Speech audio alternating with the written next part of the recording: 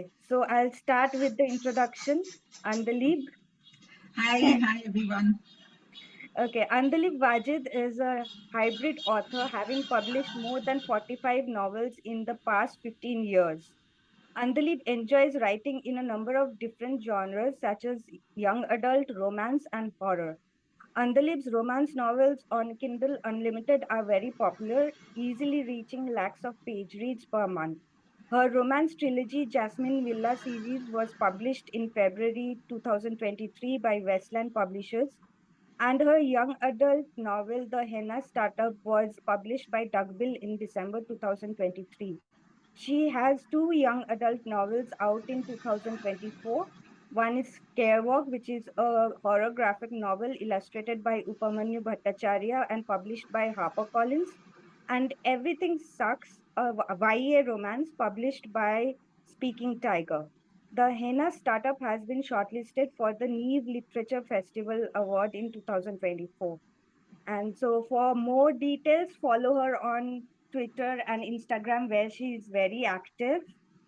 First of all, I think, Andalib, you have been the talk of the town because Dil Dosti and Dilemma came out on Amazon Prime recently, which is actually based on your 2016 novel Asmara's Summer. Yes. So tell us about your book to screen journey. How involved were you in the process, and how has the reception been? Thank you for having me here. Thank you, Devdata, for the lovely introduction. Dil Dosti Dilemma, I didn't know the name of the show until the day it was announced on Amazon. We kept talking about it as Asmara's Diaries until then. And it was published in 2016. And it was taken for this adaptation process by my producers that very year. So it's been like a huge, very long process from 2016 to 2024. That's like 8 years. So they have struggled a lot, and they tried to made it into a movie. The initial idea was they wanted to make it into a movie with Alia Bhatt. And I kept thinking, that sounds very surreal. Like, what is this? How is this even going to happen? But they know people anyway, so that didn't happen, and they kept trying. They wrote different versions of the script, and in 2021, I think, yes, 2021, they told us that Amazon is interested, and we signed the deal and everything in 2021 when I was actually in the hospital recovering from COVID.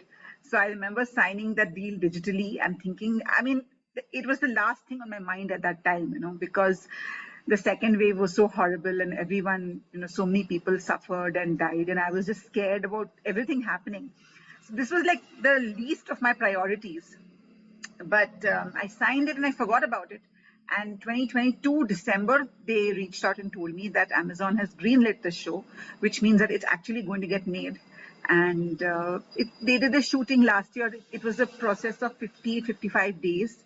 And they flew me down to Bombay for a day for the finale shooting. They wanted me to do a cameo. And I was like, why are you making me do this? मैं थोड़ी actor हूँ, but they were like, no, this will be fun. Come on, let's do it. And then they put me on stage, and all these people, all these actors are looking at me. So it was a very surreal experience, and I think I feel very grateful that these two people, Seema and Jahanara, the producers of Dil Dosti Dilemma, they really believed in the book, and they pushed and they pushed, and there were a lot of things going haywire in the background. The thing is that I wasn't that involved in it because I live in Bangalore, and I wasn't part of the writers' room. And they moved from the story, the basic story. The basics are the same. They added a lot of different elements to it, which I think would have to be done if they want to make it work for for a screen adaptation, because my story would have just ended there, and they want to. So anytime any of these platforms want to take a book or any story, they want to make sure that it can be pushed to a second or third season. So they look for that potential. So that's why they added all that stuff. It's been a wonderful experience overall. I was very scared, to be honest, until I saw it, because we've all had that experience, right? We've seen shows, and we've made fun of the like what have they done to this book? And so I was very scared. It released at like midnight. It went live, and my entire family we decided to watch it together. So all of us were waiting. No one wanted to stay. Everyone like had told each other no one is going to watch it before, like pehle se no one's going to watch it. But I sneaked a quick look at especially at the last episode, because I was worried that maybe they've cut off my scene. My kids were telling me, they are going to remove it. You were so bad in it, they're not going to keep you in it.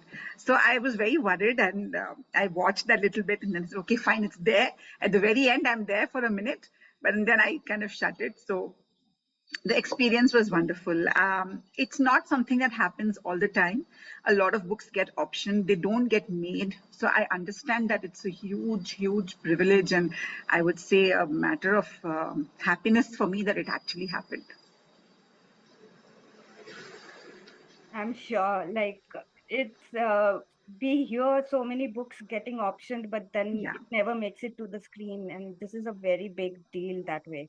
And to be on Amazon Prime, and Yeah, and not just any streaming service. Amazon's like the BAP of all of them. So it was wonderful. And the cast was so good. That was what I really liked. I liked everyone who played, like, the cast was so good. Asmara, Faizan, they were like amazing. So, it's such, I mean, I saw them. I wanted to take photos with them, and I was feeling very self-conscious because they're kids, and I'm like, मैं बहुत auntie type हूँ, and what will I say? Will you take photos with me? So I just took photos with the older cast. And of course, I had to wait for a year to post it because we were not supposed to take photos at all at the set, on the set. So, okay. Uh, your latest release is with Speaking Tiger, Everything Sucks. yeah. It is about two Instagram influencers where your protagonists end up going offline to find themselves. So, Hmm. knowing your personal preferences about social media, how easy or difficult was it for you to create these Gen Z characters and get into their minds to be able to tell their story? I honestly don't know. I've been writing young adults from a very long time, but I think those young adults have now transitioned into millennials. Millennials, so I have to try and understand what makes them take what are the things that they get, and I have a feeling I could have got it completely wrong. I don't know, but this is what I felt, that these are the things that matter to them, because when you're that age, when you're 16, 17, everything seems like a huge deal. Everything seems like the world is going to end tomorrow if this doesn't happen, and the internet plays a huge role in making kids feel that way. So no one goes viral for any bad reason in the book. But if you read it, you'll know that how all these. If you watch on Instagram, you will see how everyone, one creator will try and take down another one. They've done something, or they've said something that has irritated someone, or they've said something offensive, and some other person will try to take them down. So that's basically what happens here. And Kashish, who's the Instagram influencer with 1 million followers, she kind of gets irritated by this guy, Samir Ehsan, who's posted a cooking video. That's it. She just finds him irritating for some reason, even though and she's also aware that he's very good looking, but she's just irritated. So she kind of makes a post mocking him, and that kind of gets him irritated. So he retaliates. So that's the sort of thing that goes back and forth in the book, and of course when they do meet in person, a lot of things happen, a lot of sparks fly, and and there is a point where they have to finally sit without their phones. There is a very important part in the book where they don't have the time to sit with their phones. So you do realize who are the important people in your life at those times. So, I mean, it seems like it's very complex, but it's actually a very simple story. Yeah. Um, so let's now talk about the other new release, which is a horror graphic novel, Scarewalk. It was published by HarperCollins. Can you tell us behind the scenes for it? Because did I you write forgot the to bring a story? copy and keep it here with me, so it's outside. So, Scarewalk is a story that I originally conceived in 2021 January. and I sent the concept to another publisher. They took a very long time coming back, and finally they said, no, we don't want to, develop this. We don't want to commission it. Then I reached out to HarperCollins, and what happened is, a lot of things happened around that time. I started writing this book, and then I got hospitalized. My husband, mother-in-law, they got hospitalized. They both passed away. And then my whole life turned around in, like, in the space of a few days, everything changed. And during that time, I was getting back to writing, because writing was really one of the only things that was helping me preserve my sanity. So I went back to this and I wanted to write it. So I reached out to HarperCollins and I asked them, would you be interested in this? And I had asked them, but Tina, my editor, hadn't gotten back. Of course, again, because of, COVID or whatever, I don't know, she had her own reasons. She didn't get back. So she reached out to me and then she asked me, this looks very interesting. We definitely want to take a look. By the time she said, let me think and get back to you. So by the time she got back to me, I had finished writing it, because it's a novella, mostly. It's not like a full-fledged long novel. It's events that happen in one night. And I sent it to her and she loved it. And she called and said, Andali, what do you think about making this into a graphic novel? Because it's very visual. The scenes that you've described are very visual, and it would be perfect for a graphic novel. So I was very excited, because this is something I've never thought of. Normally, this is obviously not how graphic novels are done. You don't do it backwards. But then this is what she wanted. So she reached out to an illustrator who I think does some really good work. But that illustrator took a very long time, 6 to 8 months, to get back with some initial sketches. And she was taking a very, very long time to actually do anything. So we wasted a lot of time. So then she reached out to Upamanyu, who initially didn't want to do it. So Tina thought that let's do this as an illustrated book where, we will have an image and then text on one side, something like that. Then Upamanyu, for some reason, got back saying, okay, let me do it. He wanted to do it. And he's done such a fabulous job, he's done such a fabulous job. So sometimes when I look at the pictures, I can see the text that I wrote. He's done it so well, and then he's added so much more to it. He's given it layers, the kind of layers that I did not even think of describing, which is something that I think, it's a slim book, but I think it, you have to sit with it for a while to kind of really get into what he has done. He's done some amazing illustrations. The shades of the color kind of gets darker and darker as the book progresses, kind of which in sync with what's happening with the protagonists. Like there's a page where everything is red, so this is something that you should really sit down and sit with for some time, to really kind of enjoy the experience of it.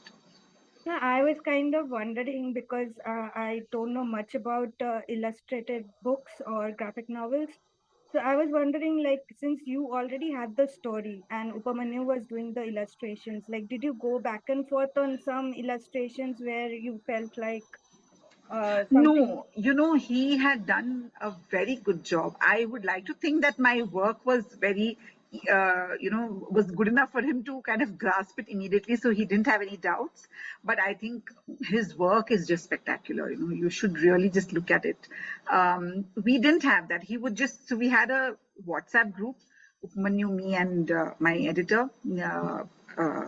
So we just kind of, Tina, me, and Upamanyu, and we would remind him what's happening, and he would send us these slides.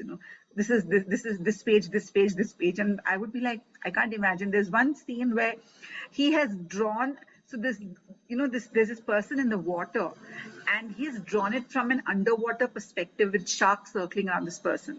I have written 2 lines. So he was in the water, he was bleeding, sharks were circling him. And he has translated that line into imagery in such a beautiful way that no matter how much I talk about it, it's not enough. You have to look at it. You're getting me curious enough to try a graphic novel now. Yeah, But you should. also, but of all your latest releases, and I have not read the graphic novel, but I think the Henna Startup is the most exciting, and it has also received quite a good response from the reading community. Yes. So it's about a young Muslim woman with entrepreneurial ambitions, and it's about the hurdles and criticisms she has to overcome. And like you did with Mirror Mirror in the past, you have brought forward a very relevant social context in front. So tell us more about the Hina startup and the message. So normally when I write a book, I really don't focus on the message as such. For me, it's all about the story, the entertainment value, and I want someone to pick up a book, to pick up my book, and to enjoy it. Mhm. So if they're getting a message, then it would probably be subconscious. What happened with Hina Startup was that my editor Shayoni, this was published by Duckbill. So Shayoni met me in at the Need Lit Fest in 2022. So she just hugged me and said, Andalib, you're writing a book for me. I said, I've written 2 books for them already. So I said, of course. And then we got talking, and there was a lot of talk about the whole hijab ban in Karnataka that time. She said, why don't you write a book about that? I said, look, this hijab ban is the most dumbest thing in the world, and I'm not going to write a book that talks about it and gives it more credence. As someone who I don't wear a hijab, proper hijab as such, but I do wear my burqa, and I'm a very visibly Muslim person. So I said, I don't want to write a book that gives any value to that. I'm going to write a book about a girl who goes about, does what she wants, sets about achieving her ambition with her hijab, with her abaya, with her whatever it is. And that is how I normalize it. So that's how the story initially began. And I actually don't know where the story, sometimes what happens is I lose the kernel of where that original story came from.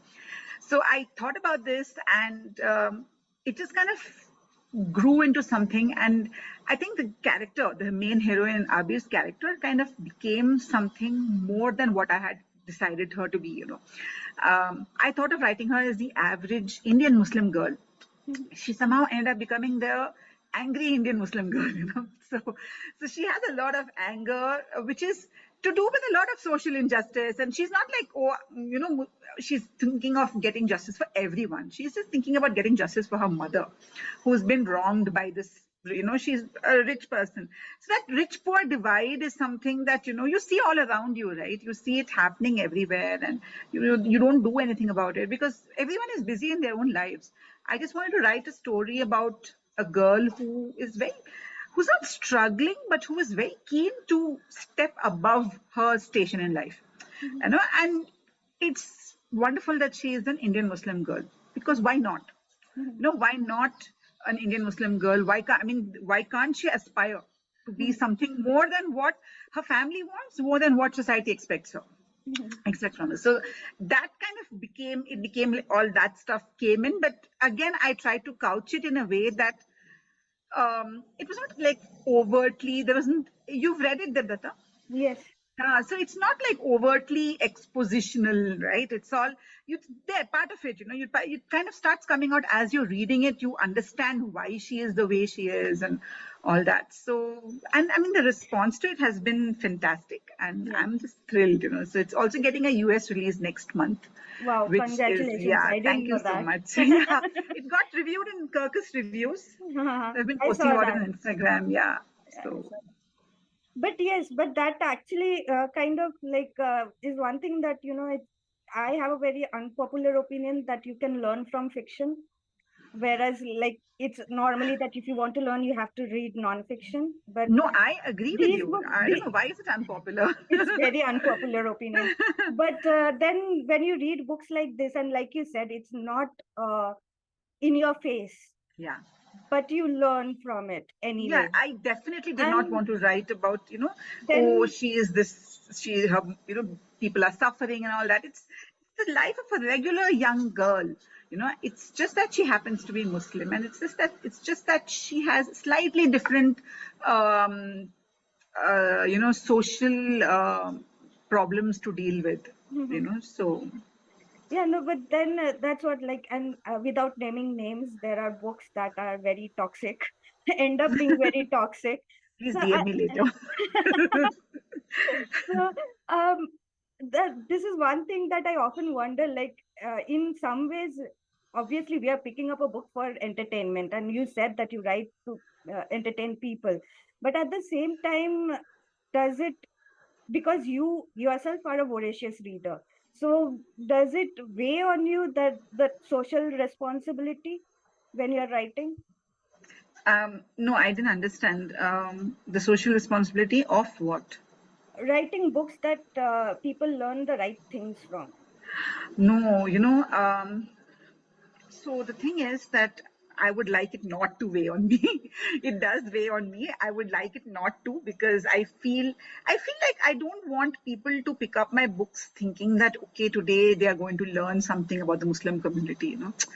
I still want them to pick up thinking that okay, they're going to be entertained. Like Jasmine Villa has this entire series of all these three girls and their marriages and all that stuff. It's set in an extremely Muslim household.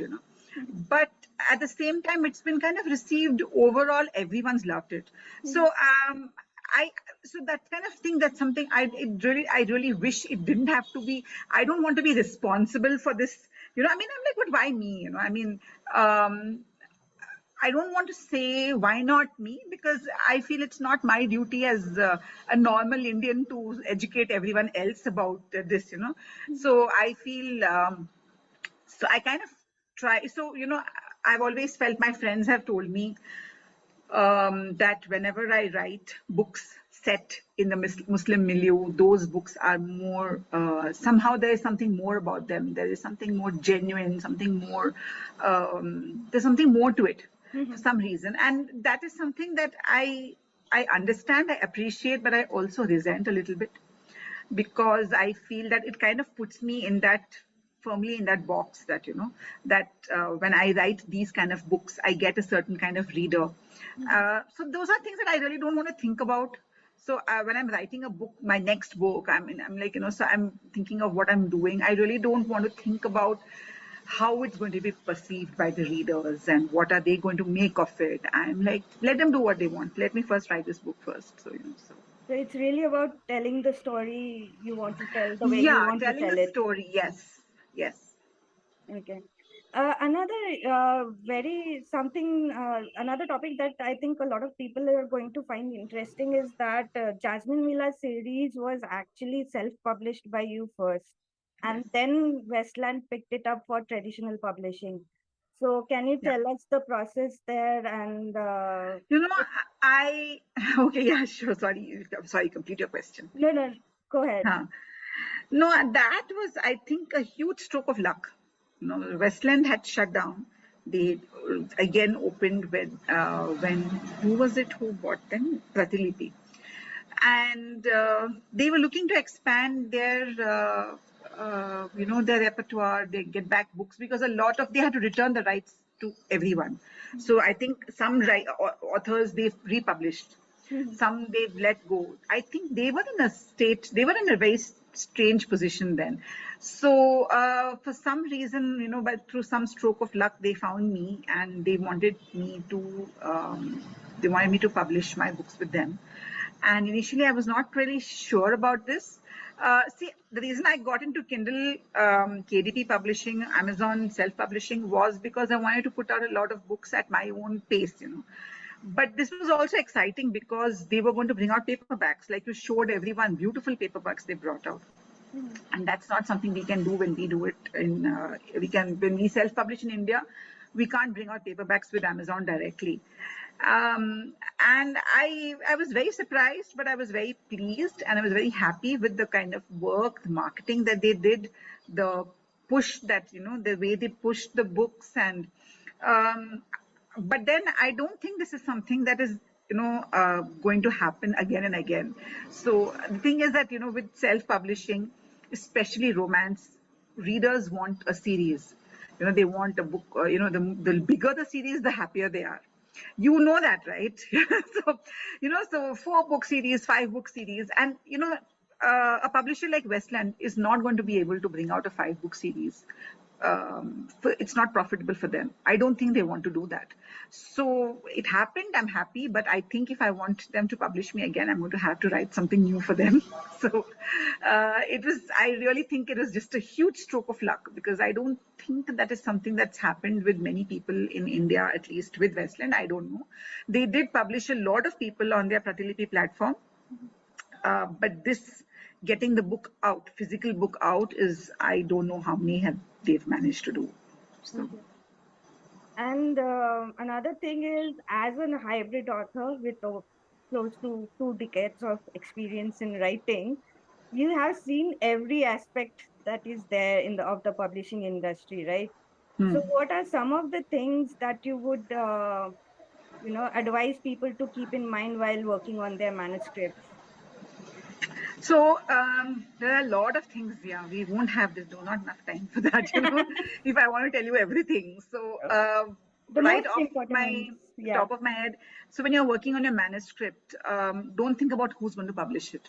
A lot of people start off with that. That oh, I mean, I wasn't really thinking about who would publish my first book, but I was also thinking that I had this huge sense of imposter syndrome. I was like, me writing a book, is that even possible? Do I even have the discipline? The very thought of it was daunting. So I think don't get daunted. And don't think of who's going to publish it. First, finish that book and work on it really hard. Do your best. And I also think that publishing is something that takes a lot of time. It takes months and months and months for publishers to get back. This was one of the reasons why I also moved to self-publishing, because I didn't have the patience, and also I was writing faster than they can publish. So it kind of didn't make any sense for me to wait for them for 2 years to bring out one book. When in that 2 years, I would have brought out 10 books, or if I were to do myself.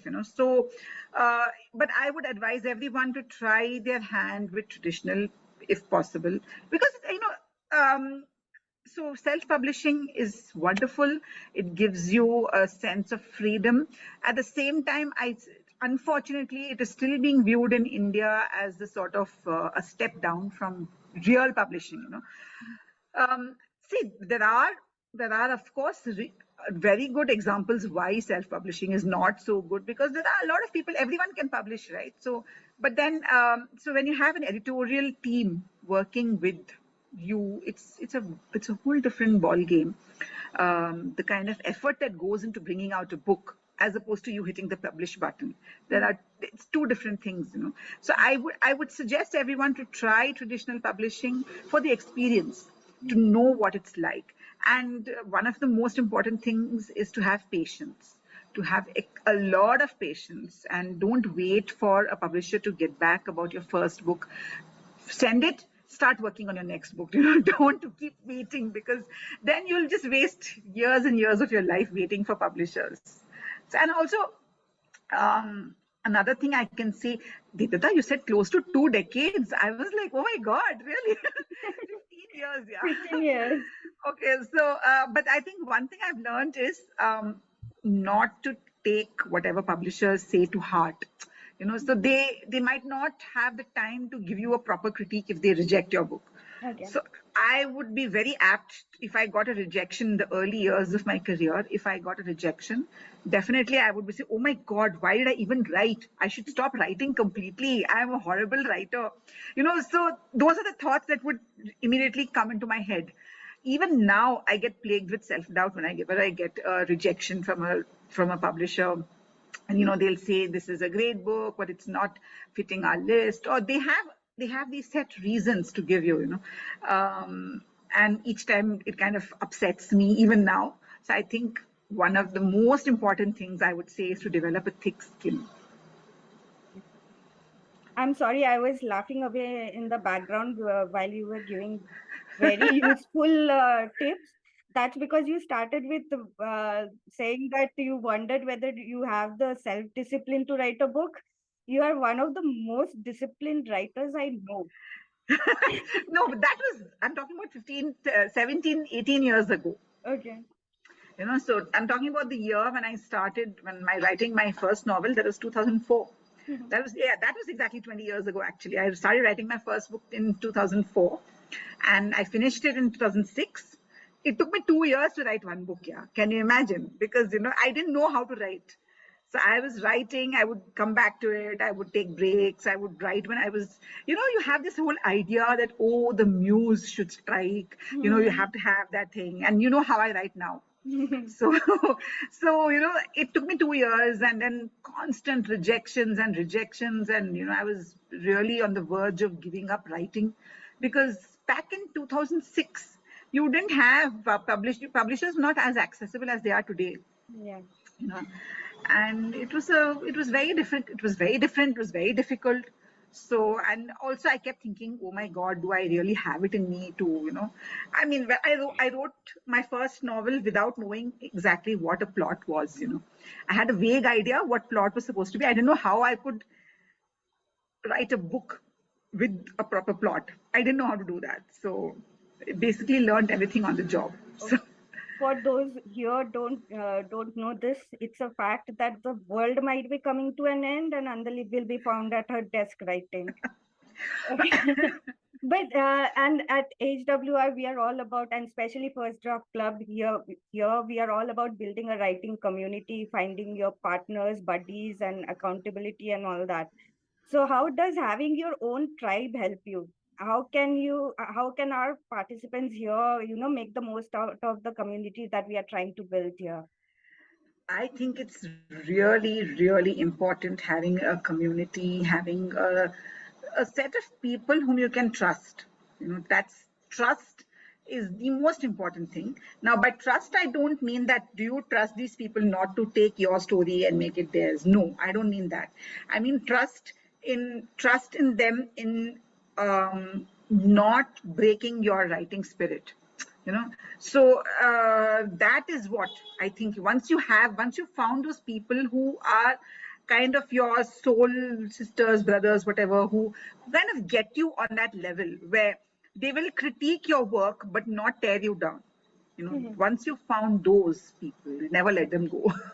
So because I think once you have that system in place, where you trust this person to give you proper and real advice, I think it's invaluable. It's really invaluable because I was writing in a sort of vacuum for a very long time until I found my two friends, my beta readers, and you, of course. So, it kind of makes a huge difference. So, Yeah. I think it's crucial, and I think if you guys can accomplish it in this setting, nothing like it.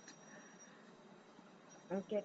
One more thing that is very interesting is that you have all your traditional published books, even from the beginning, you have done it on your own without an agent. So, what are the tips for writers who want to try out without an agent? So I did have an agent for my Tamanna trilogy, Mm. which Bloomsbury India published in 2014. I think the scene today is very different as opposed to what it was when I started out. Mm. So then we just had like 2, 3 agents. You had Kanishka, you had Anuj Bari, you had, I think, the same people were there today. Today you have a few more. That's it. So but then again they were not that accessible, getting across to them. So I would definitely say if you can get an agent, again someone whom you trust, I think it's like crossing that first hurdle, because especially agents like Jacaranda, Jaipriya, that is, who runs Jacaranda, and Kanishka, it's very difficult to get them to take your work, So if they have taken your work, that's kind of, you've crossed a huge hurdle, the first big hurdle. If you don't want to go the agent route, is also fine. It just takes a little longer to get across to publishers. Indian publishers do accept unagented manuscripts. So you have to make sure that that letter that you send to the editor of whichever publishing house you're approaching, it has to stop them in their tracks. and make sure that the excerpt you send is perfect in terms of grammar, the way it looks, it's everything. And that letter, especially that introductory email where you first reach out to them, that I think is really important. If possible, if you live in a city where a lot of book launches happen, then do try and attend those, because then you would get a chance to meet some editors in person, especially cities like Delhi, um, maybe Bangalore too. So if you live in those cities, then you do get a chance to meet an editor. You don't have to like approach them and pitch something to them directly, but just talking to them, asking them what are they looking for. Look, like, I'm a writer. Are you looking for something in particular for your list? And get their contact details, like a visiting card or something like that, and reach out to them. Stay in the radar as such, but only when you have something solid to give them. So don't send them. I mean, I have done this so many times. I have reached out to editors with my half-baked proposals because I was in a hurry. I just don't have patience. It's half-baked or something. So I am lucky. Whatever I've gotten published so far with traditional publishers has actually gotten published. Now, of course, it's easier because people know me. But earlier also, I'm just glad that whatever happened organically. But try and develop some sort of a connection with any of the editors, a physical connection. If you meet them, take their number or don't call them, but email them, reach out to them. So those are the things that I think would help. And also try and read the sort of books that they're bringing out to have an idea of what is being published by them. I'm not saying write your book like that. So try and know what sort of books they're bringing out, so you don't approach them with something that's completely not in their repertoire.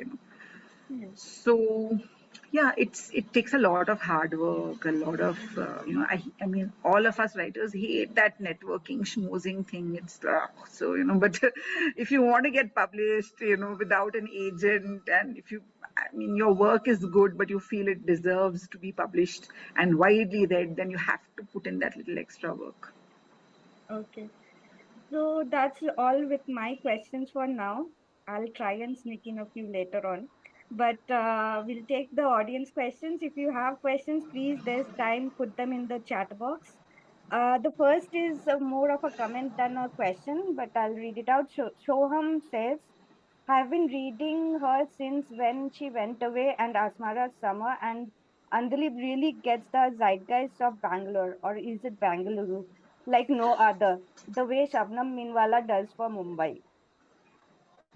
Okay, So it is Bangalore for the old Bangaloreans.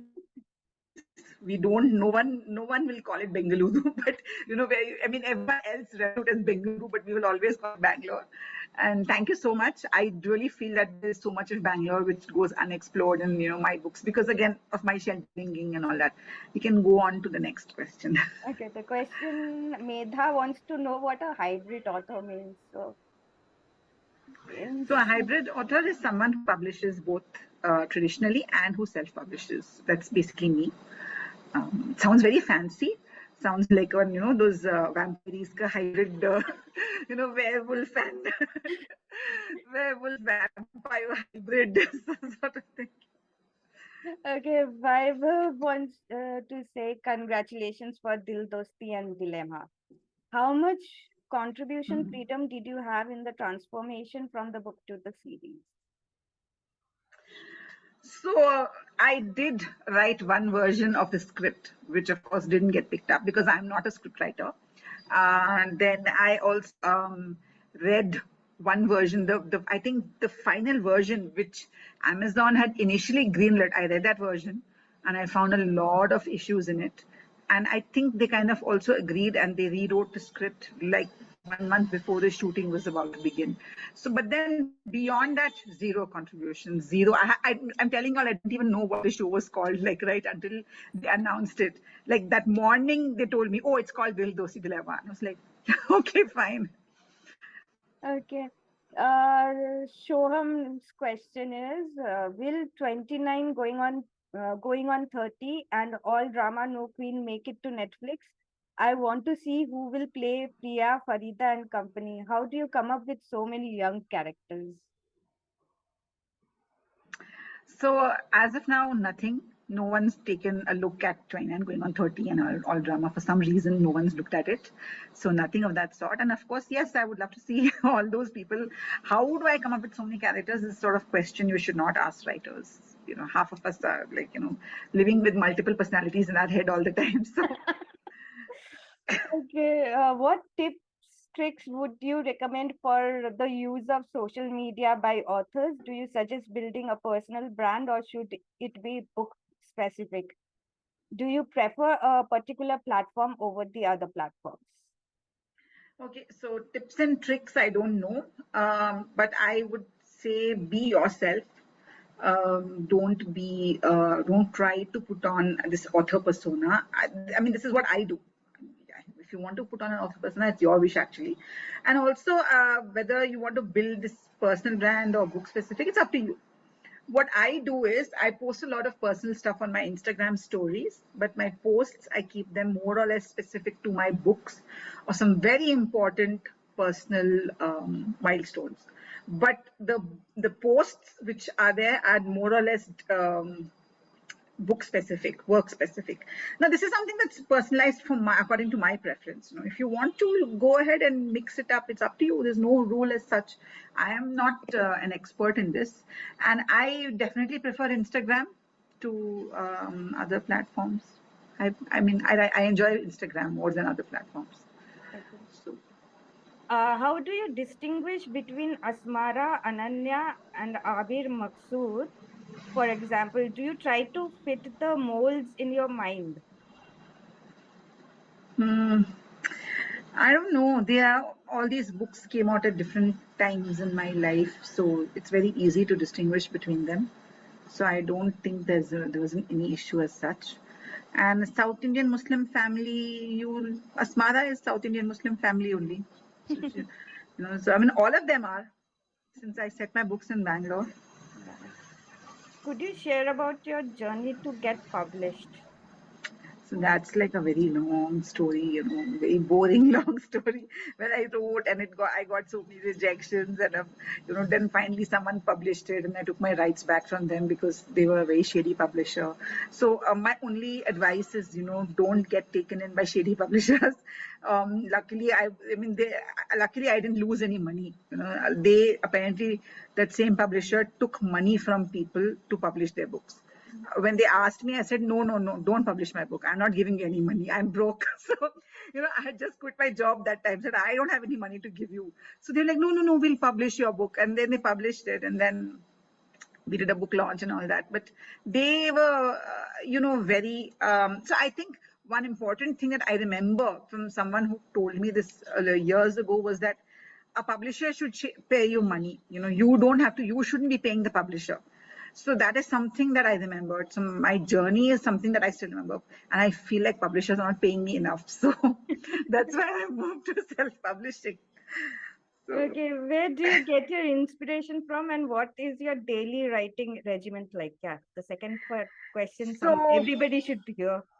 so my inspiration I get it from everywhere, literally everywhere. My dreams, people around me. I take a walk, I go, anything and everything is there up for my inspiration. I was in an accident once, that's also made into my books. So nothing is thing. My daily writing regimen is, when I am writing a book, then I try and make sure that I write at least 2 chapters a day. That could be around 2000 to 3000 words. So that's my I don't have a word. I don't have a a specific goal in my mind. I don't have a word count goal. I try to look at it as chapters. If I've written one chapter, then I feel like I can manage one more chapter later. So I also have another job as such, which is my bread and butter job. So I do proofreading and editing I work for my brother basically. Never thought I'd say that or how much he lords it over me. He doesn't actually. But then, yeah, so my job takes up a lot of my time. So I try and write in the morning before I begin that.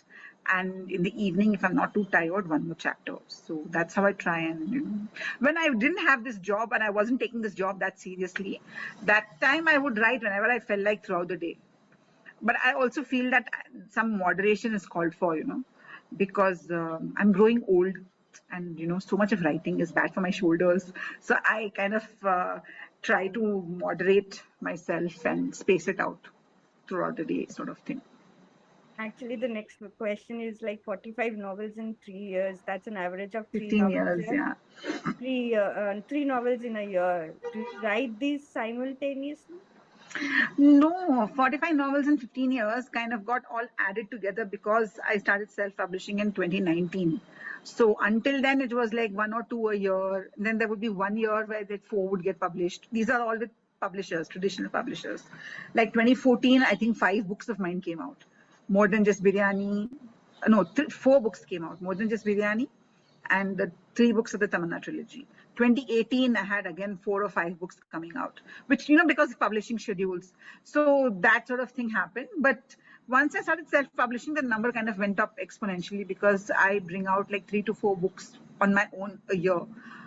So yeah, I don't write them simultaneously. I mean, itni bhi pagal nahi hu yaar. So, how to write those books simultaneously? I would totally go mad. Uh, So, Padmini Shankar says, wow, Andalip, that is prolific, 3 novels a year. When do you get the time to read, which I hear is essential for every writer? Also, how many drafts of a novel do you write before you hand it over to a publisher? So I read whenever, wherever, whatever, whenever it's available. When if I'm commuting, I'll have my Kindle with me. If I'm taking a walk, or I've started doing extra chores in the house so that I can listen to an audiobook, because then it kind of. So I listen to a lot of audiobooks. I never used to listen to them before. Now I've figured out that the best way to make all the boring jobs at home, like folding clothes and laundry and all that, is to fit those wireless AirPods in your ears and go about doing your work listening to one book. So I've listened to so many books this year, and I think in the past couple of years especially, I've listened to a lot of books. And yeah, and how many drafts? So what I do is I write one draft and then I edit it like really, really well before sending it to a publisher. So I Sorry don't to redo. interrupt you Yeah. because the next question is relevant to what you're getting into. Do you edit at the end of the writing or edit as you go along? So you can just expand on that as well. So I edit after I finish my book. I don't edit as I go. Sometimes when I feel that that could have been handled better or something else, and I go back. But I don't edit as I go. I edit at the end of the book. I kind of leave it for a couple of days, come back to it, and then I kind of, if I'm able to tell myself, oh my God, this is completely crap, if I'm able to not tell myself that, then I can edit it and send it to a publisher. So Okay. What is the general word count of your novels? Do you ever go overboard with the word count before you begin editing? So general word count is 70,000 words Mhm. for my trade books at least. So, the young adult books are still smaller. They don't want such big books. So both Henna Startup and Everything Sucks comes up around 55,000. The ones that I self-publish go to 65, 70, 75,000. So I go overboard with word count. There is no word count limit as such, as so if my if my publisher finds that this book is too long, then they will definitely cut it. So I don't bother about the word count. uh, so I just write and send it off. Okay. Is having so many short chapters something you purposely do or it comes to you naturally? Many authors have only a few chapters which stretch on and on for pages. So that's something I definitely do on purpose, because short chapters are easier to read and you can always leave each chapter at a point where the reader will definitely want to read the next chapter. I don't say leave every chapter with a cliffhanger, but you can always make sure that the reader doesn't want to close the book. When you write shorter chapters, it's easier for them also. If they do want to close the book, they will feel that, okay, just one more page, let me finish. So they don't feel pressure to go on reading. So yeah, it's definitely something deliberate. And also it's easier for me to write. It's easier for me to write shorter chapters instead of long chapters, so I remain focused on what's happening in that particular chapter. Okay. We'll close with some rapid fire questions. Are you ready, Andalib? Yes. Okay. Of all the genres that you write, which is your favorite one to write? Horror and young adult. Okay. Your go-to thing to do when you face writer's block? I take a walk. Two or three authors on your auto buy read list? Lee Badugo, definitely. Ali Hazelwood, Anuja Chauhan. Okay. One book about writing that every aspiring author should read? Stephen King's On Writing or Bird by Bird. Okay. And the last one is one rule of writing that one should never break. I say know the rules first and then break them. So get to know the rules. Uh, that's fun. Thank you so much. I think we have time for one more question if you're okay with it. Yeah, sure. Brian wants to know that he's writing a memoir of his childhood in Kenya and Goa till age of 7. Any tips on how to approach a memoir?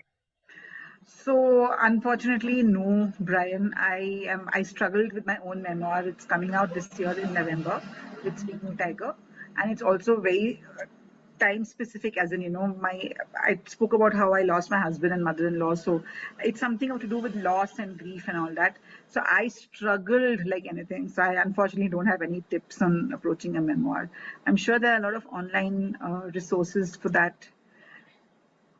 So No all the problem. best with it. Thank you, Andalip, for taking out the time and joining us and telling us about your journey. Thank you so much. Thank you. Thank you for having me. I hope everyone was entertained as my books can be. So. Yeah, please remember to follow Andalip on Yes, Instagram and Instagram. Twitter because she's quite active.